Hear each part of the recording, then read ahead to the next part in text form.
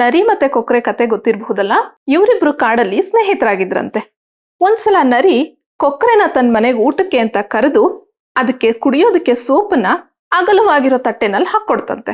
ಆದ್ರೆ ಕೊಕ್ರೆಗೆ ತನ್ನ ಉದ್ದನೆ ಕೊಕ್ಕನ್ನ ಬಳಸಿ ಸೂಪನ್ನ ಕುಡಿಯೋಕಾಗ್ಲಿಲ್ಲ.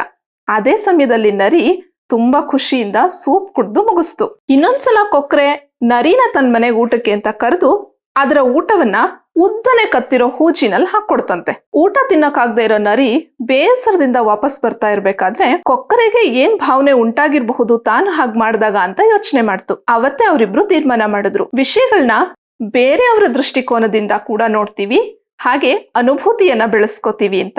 ನಮ್ ದೇಶದಲ್ಲಿ ಬೇರೆ ಬೇರೆ ಜೀವನ ಶೈಲಿಗಳು ಹಾಗೆ ವೈವಿಧ್ಯಮಯ ಸಂಸ್ಕೃತಿಗಳನ್ನ ಭಾಷೆಗಳನ್ನ ಹೊಂದಿರುವಂತ ಜನ ಇದ್ದೀವಿ. ಹೀಗಿದ್ದಾಗ ನಾವು ಒಬ್ಬರನ್ನೊಬ್ಬರು ಕೇಳಿಸ್ಕೊಳ್ಳೋದು, ಆಲಿಸುವುದು, ಮಾತಾಡೋದು ಇದೆಲ್ಲ ನಾವು ಪರಸ್ಪರರನ್ನ ಚೆನ್ನಾಗಿ ಅರ್ಥ ಮಾಡ್ಕೊಳ್ಳೋದಕ್ಕೆ ಸಹಾಯ ಮಾಡುತ್ತೆ. ಈ ಕಥೆಯನ್ನ ನೀವು ಓದಿ ಚಟುವಟಿಕೆ ಮಾಡ್ಬೇಕು ಅಂತಿದ್ರೆ ಕಾರ್ಡ್ ನಂಬರ್ 9ರಲ್ಲಿರುವ ಪರಸ್ಪರರನ್ನು ನಾವು ಇರುವಂತೆಯೇ ಒಪ್ಪಿಕೊಳ್ಳುವುದು ಚಟುವಟಿಕೆಯನ್ನ ಮಾಡಿ.